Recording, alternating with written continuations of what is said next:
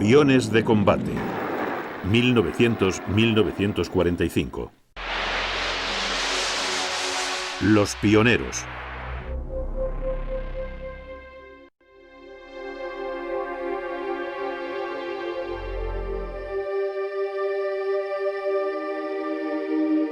La historia nos ha dejado constancia de los continuos intentos del hombre por llegar a volar como los pájaros. Pero no fue hasta 1483 cuando uno de los grandes genios del Renacimiento, Leonardo da Vinci, se interesó por el estudio de una máquina voladora. Tras varios años, consiguió descubrir la resistencia del aire, principio en el que se sustenta la aerodinámica moderna. En 1660 Robert Hooke diseñó un vehículo aéreo de alas batientes que no consiguió moverse del suelo. Por esa época el cortesano francés Allard fracasó en su intento de volar con un rudimentario aparato ante la presencia del rey Luis XIV.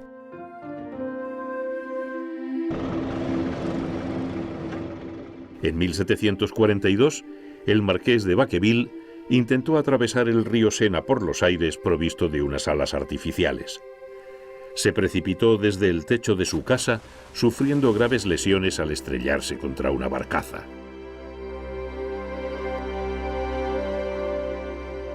Treinta años más tarde, Deforges construyó un aparato volador de mimbre con las alas batientes, estampándose contra el suelo después de haberse lanzado desde una torre.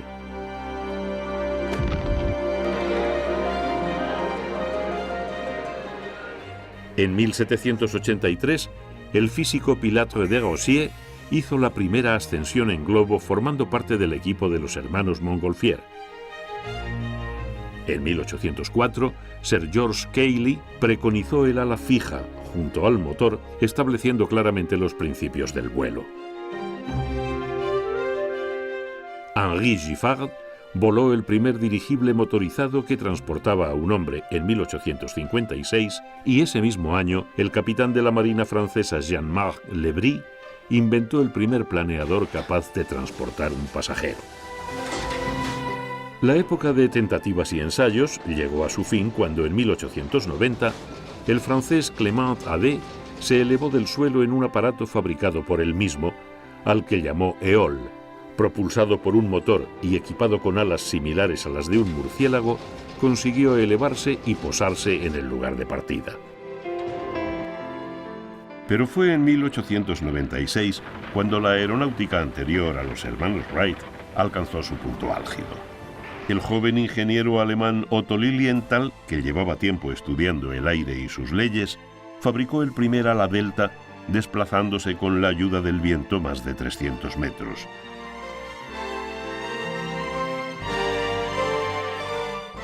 Por fin, el ser humano volaba como las águilas. El francés Octave Chanit, residente en los Estados Unidos, junto a Augustus Herring y William Avery, fabricaron distintos multiplanos y consiguieron sustentarse en el aire con cierto éxito. Los hermanos Wright basaron sus diseños de vela en el Chanit 2 pisos, como lo llamaban. Los aeróstatos, es decir, los globos y los dirigibles, se elevan por la fuerza ascensional provocada por la diferencia de densidad existente entre el aire atmosférico y el elemento gaseoso que contienen dentro de ese gran balón de forma tan característica. El globo ha sido un instrumento de gran utilidad para la investigación científica. Durante el siglo XIX, el uso de globos en distintos experimentos proporcionaron una gran información sobre las capas de la atmósfera terrestre y la relación entre altitud y temperatura. Hoy sabemos que el cerebro del ser humano, a una altitud de 10.000 pies, reduce en un 10% la cantidad de oxígeno que necesita. A 18.000 pies, decrece un 30% y comienza a perderse el sentido de la realidad. En septiembre de 1862, Henry Tracy Coxwell y su copiloto James Glaisher alcanzaron los 30.000 pies. Glaisher se desvaneció y estuvo a punto de morir. En abril de 1875, Eustace Joseph Croce Spinelli y el capitán Theodore Siebel, junto a Gaston Tissandier, realizaron un ascenso a bordo del Zenith. Solo Tissandier consiguió sobrevivir. En 1901, los profesores Berson y Surin del Instituto Meteorológico de Prusia, asumiendo un gran riesgo, alcanzaron los 35.500 pies. En el año 1927, el capitán Hawthorne C. Gray partió de Belleville, Illinois, y alcanzó una altura de 42.740 pies, pero murió en el intento. Las causas de su fallecimiento no quedaron muy claras, aunque los servicios aéreos de los Estados Unidos diagnosticaron que fue debido a la ruptura de su tubo de oxígeno. El 27 de mayo de 1931, el físico suizo Auguste Piccard, junto a su asistente Paul Kipfer, en una cabina esférica presurizada suspendida de un globo de hidrógeno, ascendieron a la estratosfera al llegar a los 51.783 pies. En 1934, el ejército de los Estados Unidos volvió a participar nuevamente en los vuelos de gran altitud en globo. El capitán Albert W. Stevens pilotó los modelos Explorer 1 y 2. El primer vuelo del Explorer 1 subió hasta los 60.613 pies. Ese mismo año, Auguste Piccard y su esposa Jeannette, fotógrafa de profesión, alcanzaron los 58.000 pies. Jeannette se convirtió en la primera mujer que logró llegar a la estratosfera y su marido pudo estudiar los rayos cósmicos de las capas altas de la atmósfera.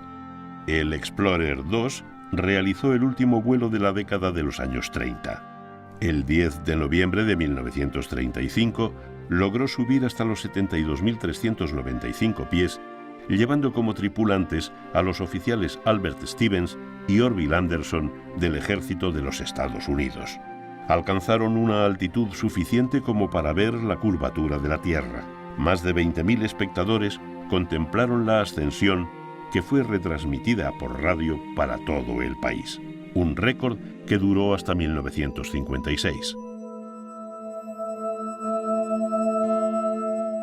Los dirigibles suelen tener una forma alargada, conteniendo en su interior gas helio que los hace más ligeros que el aire.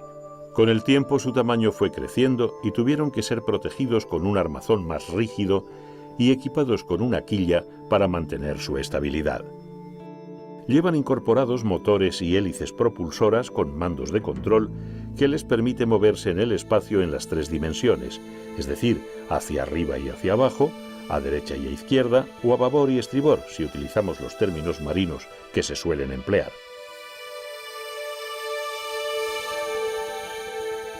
Se utilizaron con bastante frecuencia como máquinas bélicas en la Primera Guerra Mundial, aunque también adquirió una buena reputación como medio de transporte, llegando a cruzar el Océano Atlántico mucho antes de que el avión lo hiciera por primera vez.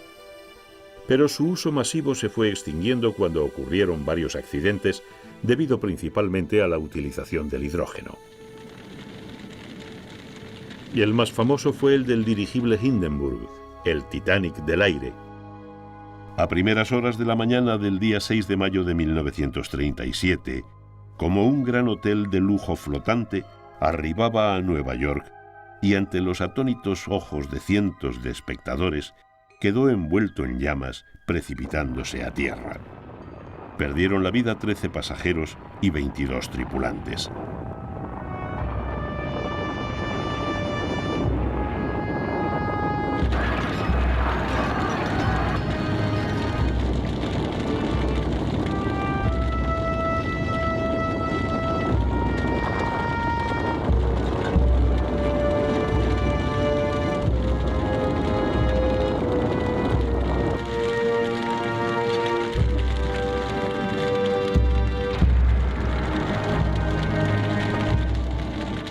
El 17 de diciembre de 1903, en Carolina del Norte, Estados Unidos, la aviación inicia una nueva época gracias al vuelo de los hermanos Wright, seguidores de todos los avances conseguidos por el alemán Lilienthal, al que consideraban el mejor diseñador y piloto de vuelo sin motor.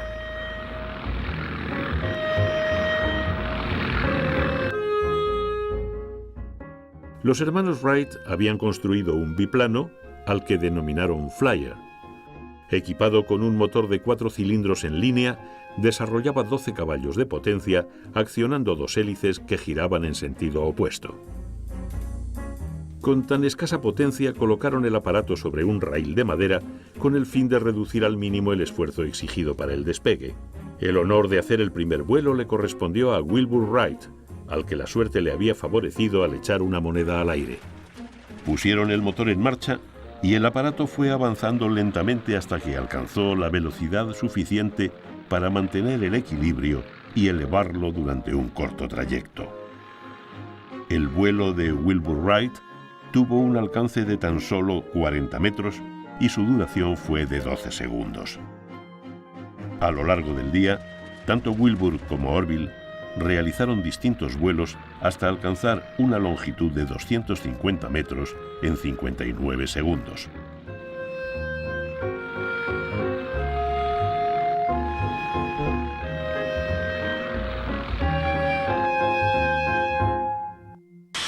Francia no iba a la zaga en cuanto a la construcción y desarrollo de los primeros aparatos. Su Ministerio de la Guerra era consciente de las posibilidades que el avión tenía como arma aérea y se apresuró a entablar negociaciones con los hermanos Wright. Estos se habían trasladado a Europa en busca de apoyos económicos, ya que en su país no habían tenido demasiado éxito. Uno de los hermanos visitó España, donde estuvo haciendo una demostración de sus habilidades en el aeródromo de Cuatro Vientos, teniendo como espectador al rey Alfonso XIII, muy aficionado a la aeronáutica.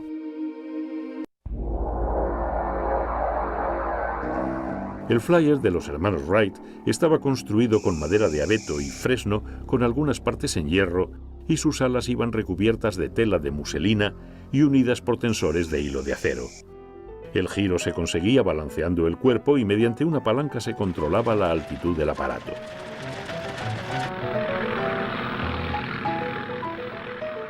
Como instrumentos de a bordo, disponía de anemómetro, cronómetro y cuentarevoluciones. Este avión significó un paso gigantesco en la historia de la aeronáutica, dado que su diseño configuraba las características aerodinámicas para volar. A partir de ese momento, los avances técnicos y las proezas se sucedieron con rapidez. La aviación acababa de superar una etapa que sería decisiva para su futuro.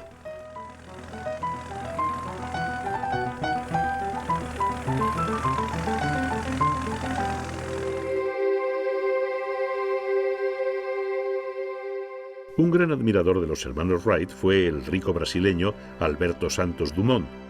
Deportista, amante de la aventura, residía en París, donde dedicaba su tiempo a desarrollar sus grandes dotes de creatividad. En 1901 había conseguido volar alrededor de la Torre Eiffel con un globo al que le había incorporado un motor.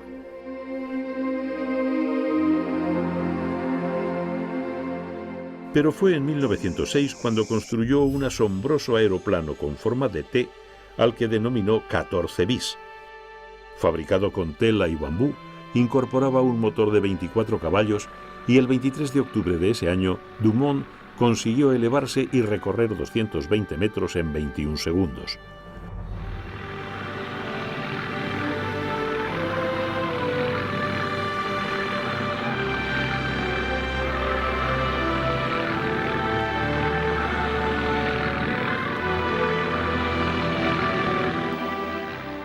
Unos días más tarde, el 12 de noviembre, Dumont, junto a los más tarde famosos Blériot y Voisin, participó en los premios de aviación ofrecidos por el Aeroclub de Francia, donde obtuvo un gran éxito. Su altruismo le llevó a publicar todos sus diseños para que fueran copiados libremente. Está considerado uno de los grandes pioneros de la aviación, ya que fue el primero en efectuar un despegue por sus propios medios.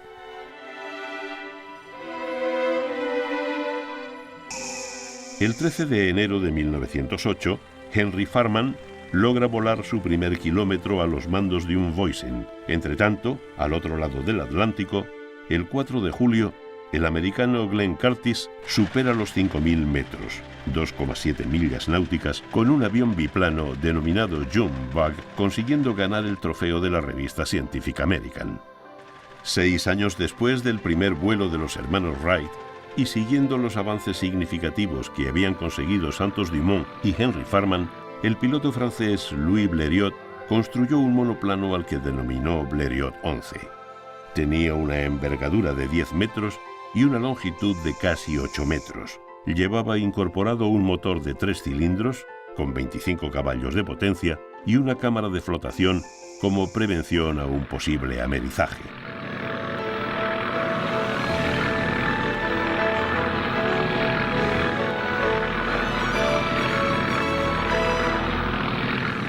El 25 de julio de 1909 realizó la primera travesía del Canal de la Mancha entre Calais y Dover, recorriendo los 37 kilómetros, 20 millas náuticas, que hay entre ambas localidades en poco más de media hora a la increíble velocidad de 38 nudos, 70 kilómetros por hora. Blériot tuvo un viaje accidentado y consiguió tomar tierra en Dover, rompiendo el tren de aterrizaje formado por dos ruedas de bicicleta. La clamorosa ovación con la que fue recibido por parte del público asistente y la trascendencia de su hazaña tuvo fuertes repercusiones políticas, puesto que se demostró que Inglaterra resultaba bastante accesible desde el aire. Louis Blériot mejoró y patentó la utilización del sistema de control estándar que usan los aviones.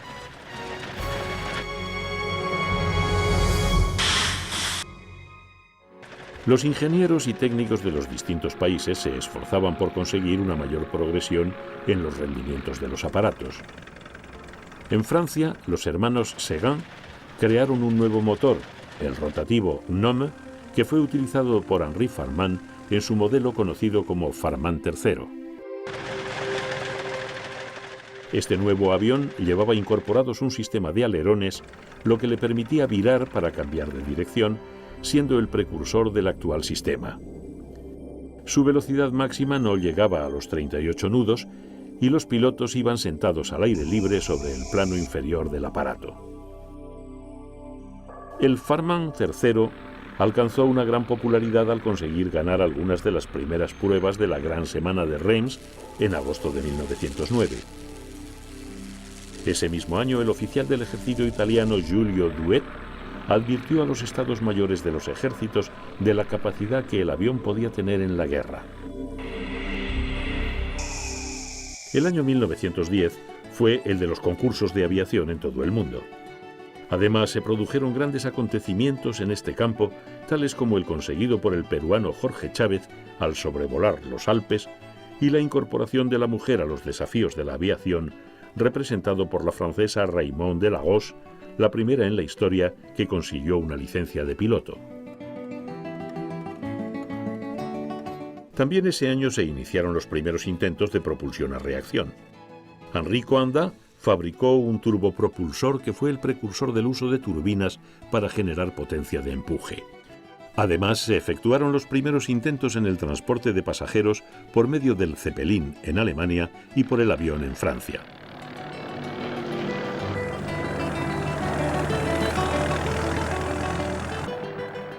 Paralelamente, el joven William Boeing trataba de hacerse un sitio en Los Ángeles, mientras que el piloto francés Paulin hacía exhibiciones ante los mandos de los ejércitos, invitados por las compañías fabricantes con el fin de convencerlos de las grandes posibilidades que tenía el avión como medio de ataque y defensa. Algunos de los grandes defensores de esta idea fueron el teniente del ejército americano Paul Beck, que hizo pruebas de bombardeo arrojando sacos de arena sobre Los Ángeles, y Glenn Curtis, que lo llevó a cabo sobre un viejo acorazado.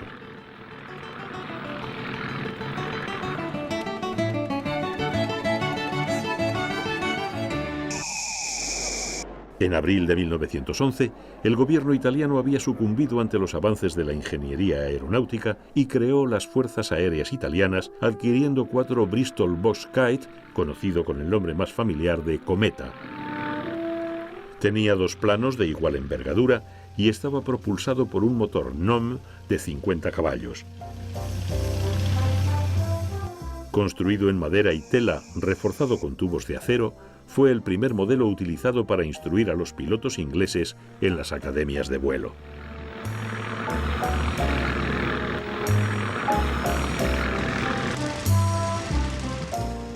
En diciembre de ese mismo año se fundó la Escuela de Vuelo de la Marina Británica, siguiendo los pasos del ejército belga, que lo había hecho en el mes de marzo. En Norteamérica se hacían los planteamientos para la creación de la aviación naval. Las fábricas de construcciones aeronáuticas francesas fueron las primeras en experimentar modelos pensando en las necesidades que pudiera tener el ejército para la defensa nacional. El ingeniero Henri Fabre había creado el primer hidroavión de la historia, al que llamó Le Canard, consiguiendo volar 500 metros.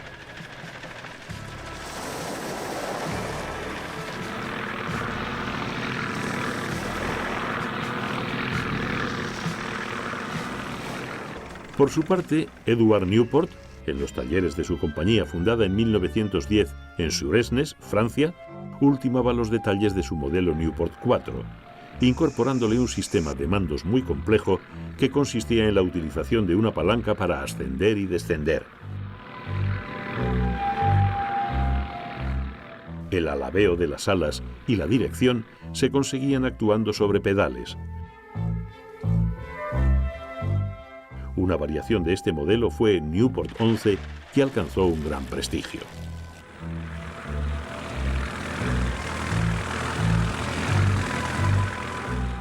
En Alemania, los talleres Albatros construyeron varios biplanos para el ejército que los utilizó en la instrucción de pilotos.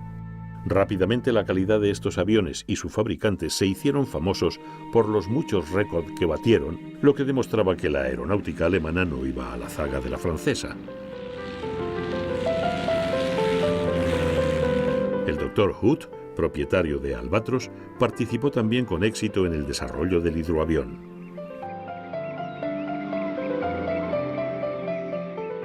Desde el 17 de septiembre al 3 de noviembre de 1911, Calbraith Rogers hizo el vuelo en un avión Wright desde Nueva York a Los Ángeles, cruzando los 5.000 kilómetros, 2.700 millas náuticas, que separan las costas este y oeste del país.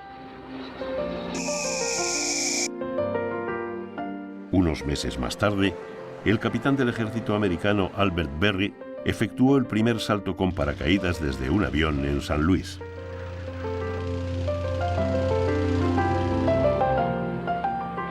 En Europa, el Blériot Experimental II, más conocido como el BE-2, fue presentado en agosto de 1912 en la competición aérea de Lark Hill, donde batió el récord de altitud alcanzando los 10.500 pies. El BE-2 fue el primer avión británico que llegó a Francia en la Primera Guerra Mundial y el que sufrió mayor número de bajas a manos de los Fokker E-1.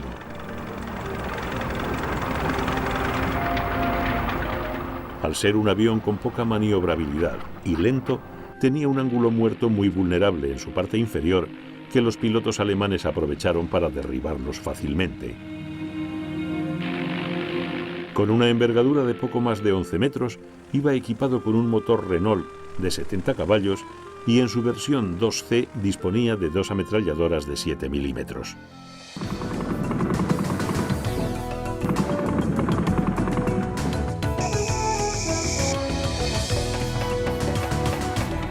Por otra parte, el continuo reto de la altitud fue superado el 11 de diciembre de 1912 por Roland Garros con un Morane-Saulnier, alcanzando un nuevo récord con 18.500 pies. En velocidad se había llegado a conseguir casi los 100 nudos.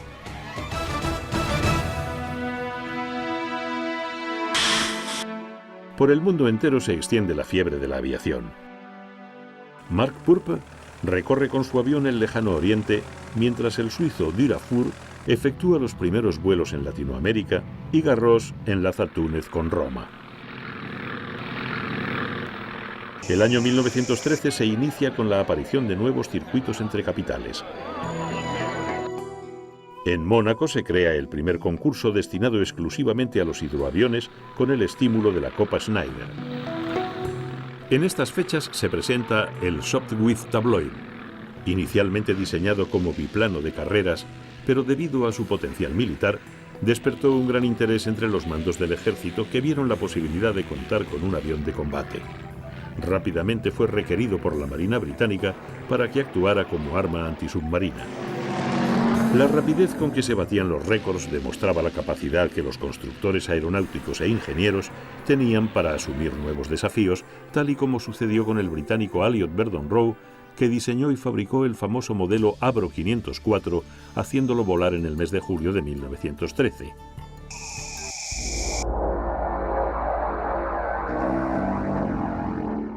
Poco más tarde, los alemanes ponen en servicio el Aviatik B1, un avión de reconocimiento relativamente lento, biplano de 2 plazas al que le habían incorporado un motor Mercedes de 100 caballos y que no contaba con armamento alguno.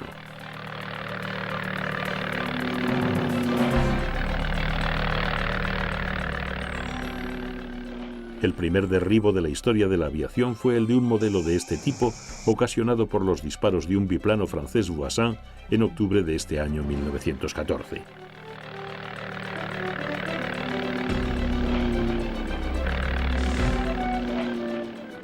Los franceses no aceptaban quedarse atrás en la producción aeronáutica y pusieron en servicio el Caudron G3, un avión de reconocimiento construido en madera y tela. Biplaza y biplano, incorporaba un tren de aterrizaje con 4 ruedas. Como todos los aviones de su época, carecía de alerones y efectuaba los virajes mediante la torsión del extremo de las alas.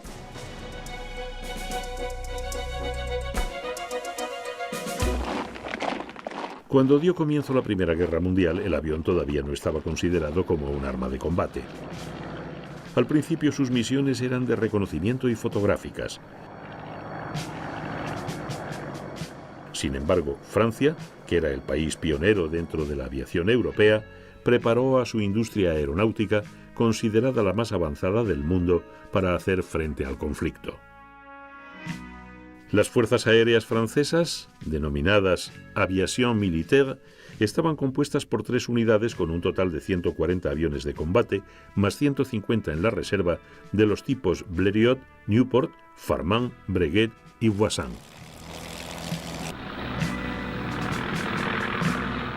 Los militares franceses habían participado activamente en el desarrollo de la aviación de su país, habiendo creado en 1911 la primera competición aérea que les servía de campo de pruebas para seleccionar a los distintos modelos de aviones que se ajustaran mejor a sus necesidades. Los franceses aportaron a lo largo del conflicto el mayor suministro de aviones y motores a los países aliados.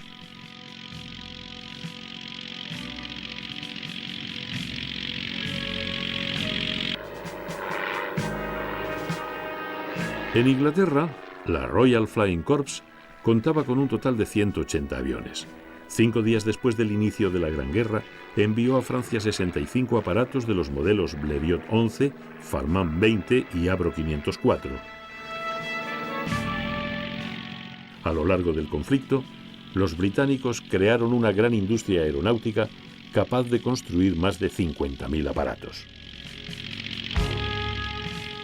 Aunque en 1908 los mandos militares ingleses pensaban que la utilización del avión en el ejército podría asustar a los caballos, no tardaron mucho tiempo en convencerse de la utilidad de este como máquina de guerra. Al igual que había sucedido en Francia, participaron en experimentos y colaboraron con los proyectistas en la construcción de aviones con avanzadas técnicas aeronáuticas, tales como los de Havilland, Bristol y Sopwith, entre otros.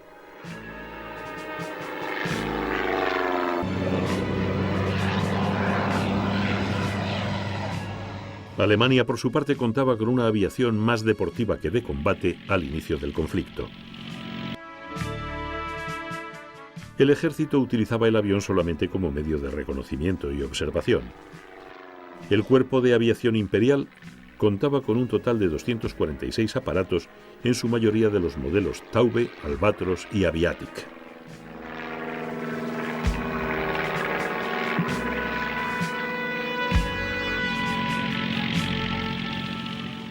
Tal y como sucedió en Gran Bretaña, los alemanes crearon su potencia aeronáutica durante el transcurso de la guerra, construyendo más de 45.000 aparatos a lo largo de esta.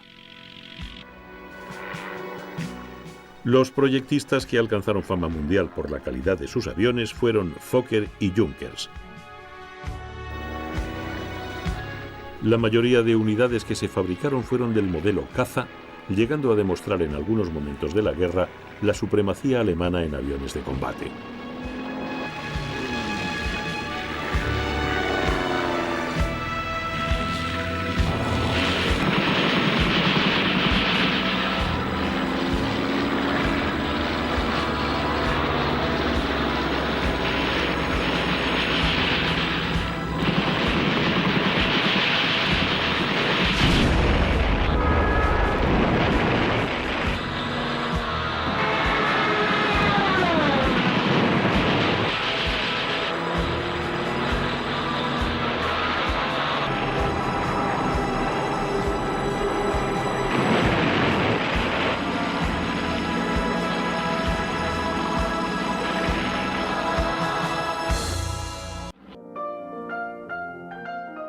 Ingleses y franceses habían sido los pioneros en la idea de utilizar el avión como máquina de guerra, aunque técnicamente existían muchas dificultades.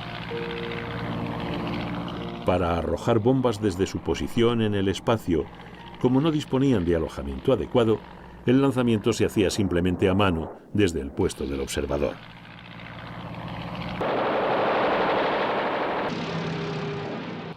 En cuanto a las ametralladoras montadas a bordo, el problema era no disparar contra las hélices ni contra las partes vitales del propio avión. Esta cuestión había sido estudiada por el francés Saulnier y el alemán Schneider en 1913.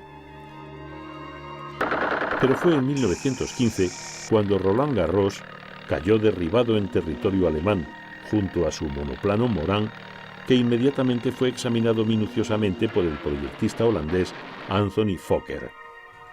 Este mejoró el mecanismo francés sincronizando el disparo de la ametralladora con el movimiento de la hélice. Lo incorporó en uno de sus primeros aviones denominado Fokker E-1. Las pruebas de vuelo fueron todo un éxito, convirtiéndose en el primer avión que disparaba en la línea de visión directa del piloto. Este avión monoplano de ala media que se unía al fuselaje por medio de pestillos era de estructura de acero y la cola totalmente móvil. Utilizaba un motor rotativo y una hélice bipala de madera.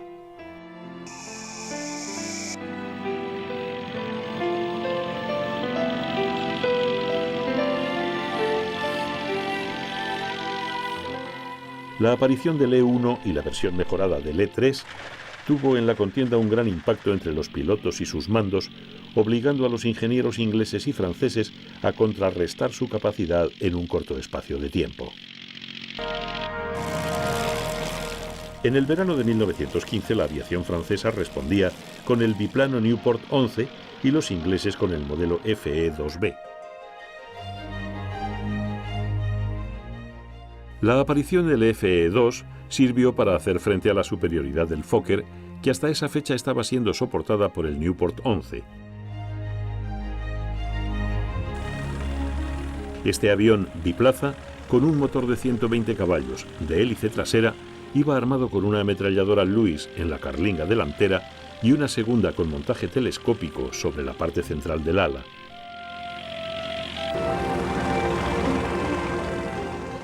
Era un poco más lento que el modelo E-3 de Fokker, pero gozaba de una gran maniobrabilidad.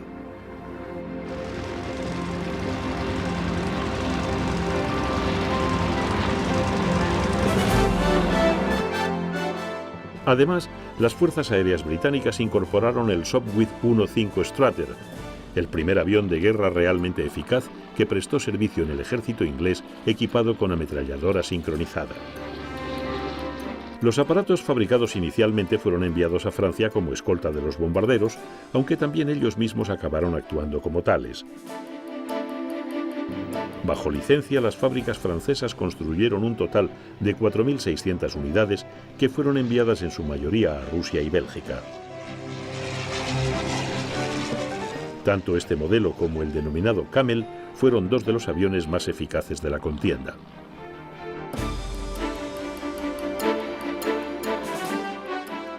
Este caza inglés derribó más aviones enemigos que ningún otro de los participantes en la batalla, ya que el modelo de la serie 17 era una aeronave muy poderosa gracias al motor rotatorio que le proporcionaba un fuerte empuje.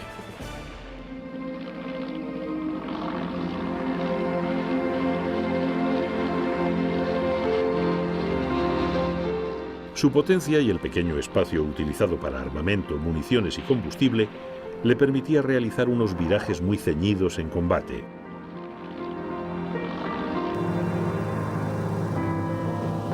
Pero contaba con un pequeño inconveniente en el despegue, ya que el piloto debía aplicar mucho timón de dirección y contraalabear para evitar el par motor que tenía tendencia a no mantener la dirección del despegue. Esta dificultad acabó convirtiéndose en un grave problema, pues originó que hubiera más pilotos muertos en entrenamiento que fallecidos en plena lucha. A uno de los aparatos de la serie Camel se le adjudicó el derribo de von Richthofen, el célebre héroe alemán.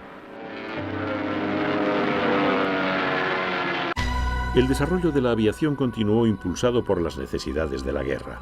Cada vez se conseguían aparatos con motores más potentes, con el fin de poder cubrir las necesidades de los ejércitos, dando lugar a la aparición de los primeros bombarderos.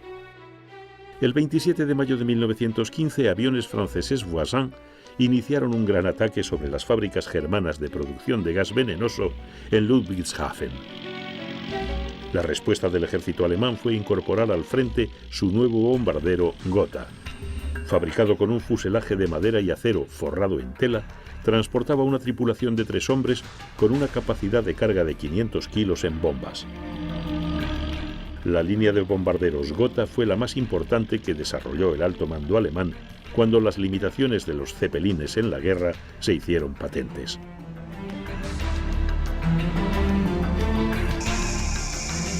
Fue uno de los grandes bombarderos que demostró la capacidad de respuesta alemana en el aire, al ser los protagonistas de las incursiones aéreas que castigaron la ciudad de Londres durante la primavera de 1917 hasta mayo de 1918.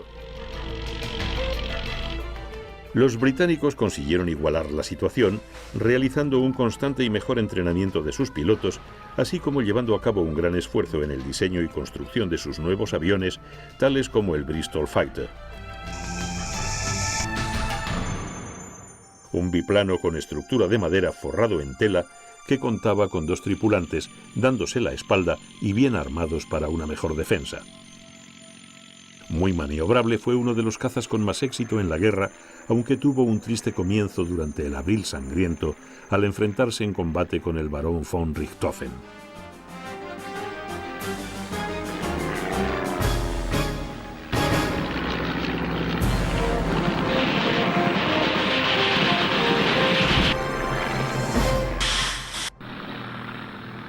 Las pruebas con los hidroaviones continuaban en ambos bandos. En Inglaterra se había fabricado el Short 184, que llegó a intervenir en la campaña de los Dardanelos con notable éxito. Pero seguía existiendo el problema de la autonomía, lo que impedía efectuar largos trayectos, salvo que se repostara en mitad del océano. Empezaron a surgir las ideas para conseguir hacer despegar un avión desde un barco. Normalmente los intentos terminaban en fracaso, dado que el espacio disponible no era suficiente para obtener la aceleración necesaria y poder elevarse, así como la deceleración suficiente para aterrizar.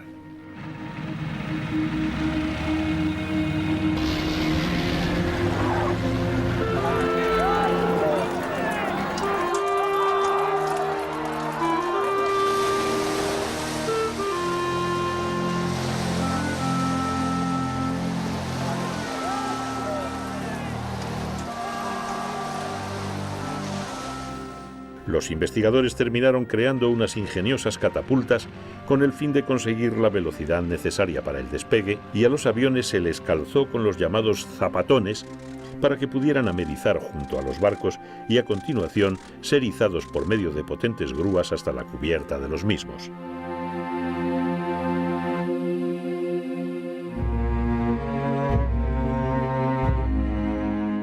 Tras muchos ensayos realizados sobre las plataformas instaladas en las cubiertas de los buques, fueron los biplanos Sopwith los primeros en aterrizar en aquellos supuestos portaaviones.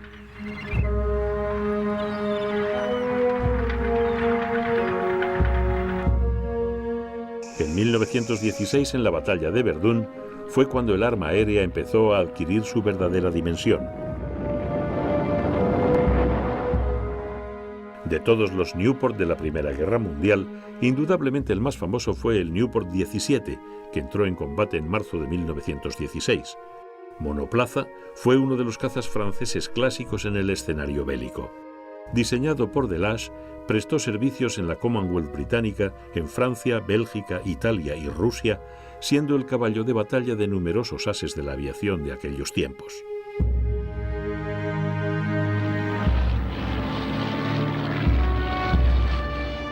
Iba propulsado por un motor rotativo de 110 caballos y podía alcanzar los 100 nudos, a 6.500 pies de altura. Su armamento consistía normalmente en una ametralladora fija Vickers, aunque algunos fueron dotados también de cohetes para poder atacar a los dirigibles.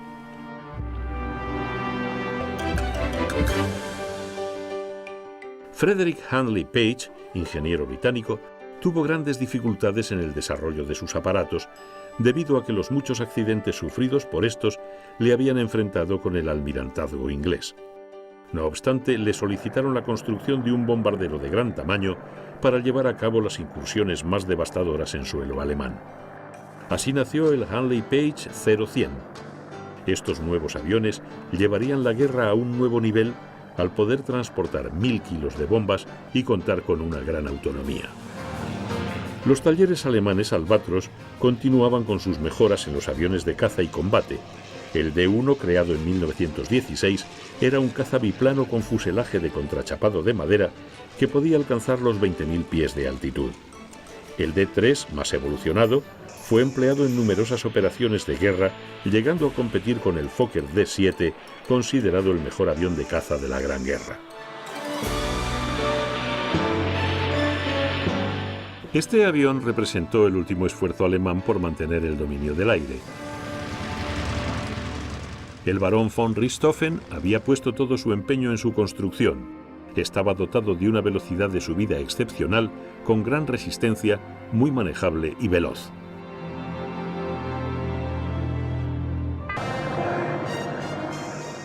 En abril de 1917, los bombarderos Gotha alemanes, que habían sido mejorados sucesivamente desde 1915, empezaron a atacar Inglaterra desde sus bases en Bélgica. Su principal objetivo fue Londres, donde llegaron a ocasionar más de 800 muertos.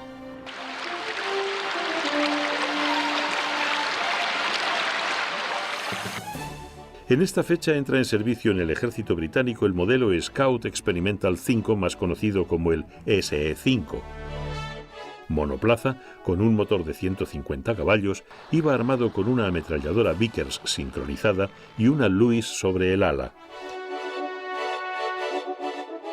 Fueron muchos los pilotos que lo prefirieron al Sopwith Camel por su rapidez y gran capacidad de subida que le permitía enfrentarse con éxito a los cazas alemanes.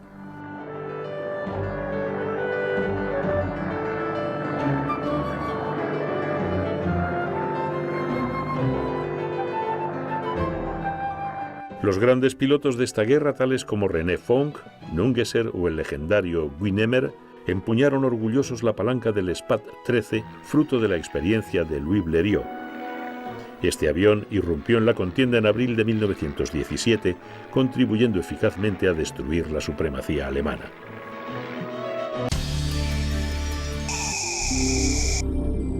El Spad 13 estaba equipado con 2 ametralladoras Vickers y poseía una gran estabilidad de tiro. Era robusto y con una gran maniobrabilidad. En el ejército español tuvieron fama de peligrosos por sus muchos accidentes.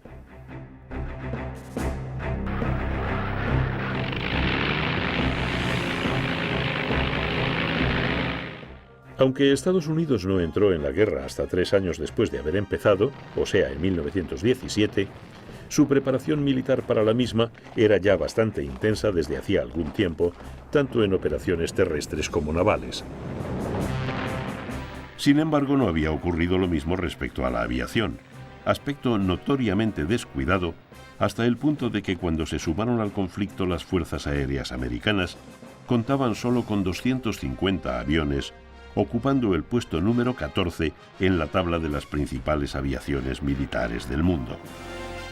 Durante la contienda, los pilotos americanos actuaron siempre con material aliado. Un ejemplo de ello fue la escuadrilla francesa Lafayette, formada exclusivamente por pilotos de los Estados Unidos. Cuando los americanos se incorporaron a la Primera Guerra Mundial, solamente contaban con 132 cazas de combate bastante obsoletos. Por ello comisionaron a un coronel de la sección de aviación, dado que no era considerada una fuerza independiente de los ejércitos de tierra y mar, y le encargaron la misión de encontrar entre los aliados europeos un modelo de avión que pudiera ser construido bajo licencia en Estados Unidos. Después de estudiar diversos modelos, fue elegido el de Havilland DH-4 por su simplicidad en la construcción y su aparente adaptabilidad a la producción en serie. Fue denominado el Liberty Plane o caza de la libertad.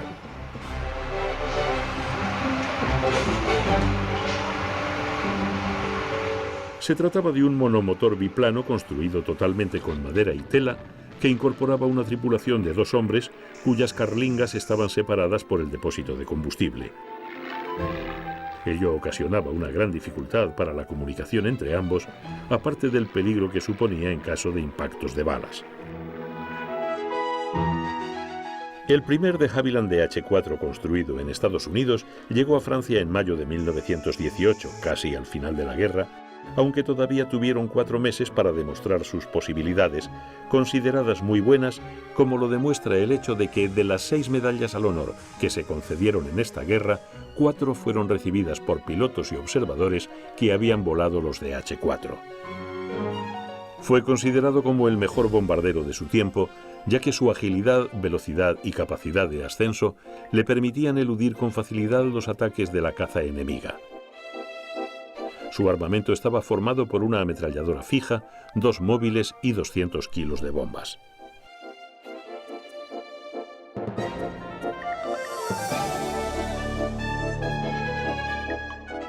En el mes de agosto del año 1918, y próximo a finalizar la campaña, realizó una hazaña bélica que tuvo una gran repercusión al conseguir derribar el Zeppelin L-70 al mando del jefe supremo de los dirigibles alemanes.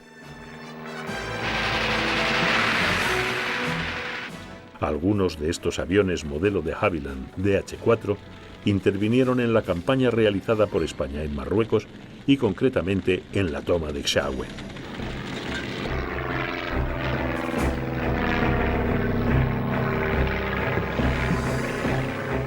Entre los aviones alemanes que alcanzaron fama legendaria durante la Primera Guerra Mundial, destaca indudablemente el Fokker DR-1. Este triplano se fabricó como respuesta alemana a los éxitos que estaba acumulando otro triplano inglés, el Sopwith. El Fokker DR-1 alcanzó la fama de ser uno de los aviones más escurridizos de esta guerra. El primer avión de este modelo apareció en el frente occidental a principios de 1917, impresionando a los pilotos por su maniobrabilidad.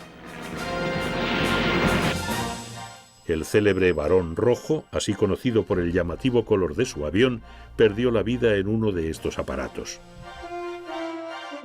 Manfred von Richthofen, a la edad de 24 años, fue el mayor de los ases de la Primera Guerra Mundial. Su escuadrilla consiguió derribar 88 aviones de un total de 150 victorias que a lo largo de la contienda obtuvieron los alemanes. Sus tácticas de vuelo empleadas en combate fueron todo un éxito. Obtuvo las máximas condecoraciones militares y su muerte le engrandeció como mito, aparte de generar una gran polémica al adjudicarse varios pilotos la causa de su derribo. Fue enterrado en territorio francés con honores militares bajo una corona de flores en la que se podía leer: «A nuestro valiente y digno enemigo».